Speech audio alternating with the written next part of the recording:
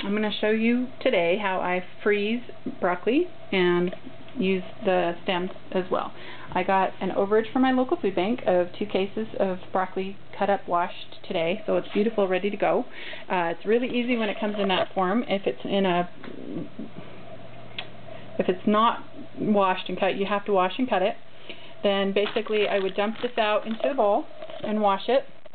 Right now I have some stalks in there from dehydrating broccoli, so I'm going to show you how I freeze the stalks and broccoli. I would do the exact same thing. You just have to blanch it. So you basically rinse it if it needs it, and cut off any mildewy parts or moldy parts. You can see like that one has a little bit of mildew on it, and then I just cut it off and throw that away, but most of them look really good.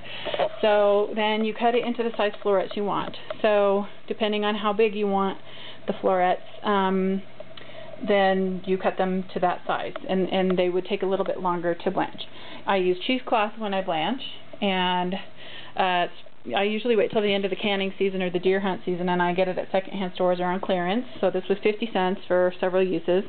I take the cheesecloth and I fold it into squares, and then I fold it into a triangle, and then once I've got it like that, I twist it. Okay, so now the cheesecloth, it's got the broccoli in it, and whatever you're going to blanch it. This actually would be on, but it makes a little bit of noise, and you can see it steaming and bubbling, and it's very hot.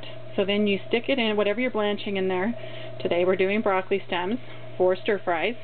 They're really good in stir fry. Dehydrating broccoli stems doesn't taste very good because they're too thick. But freezing them and using them in a stir fry, it's kind of like a water chestnut texture, and it's really good. So you put it in there for about 30 seconds, and then you take it out, and if I had my other hand, I would be twisting it with that hand. And I've got my hot pads right there for that purpose. But you twist it, and you get all the water, excess water out, and you let it drip and drain. And then I usually let it, you can at this point dip it in cool water. I don't typically do that, but some people do.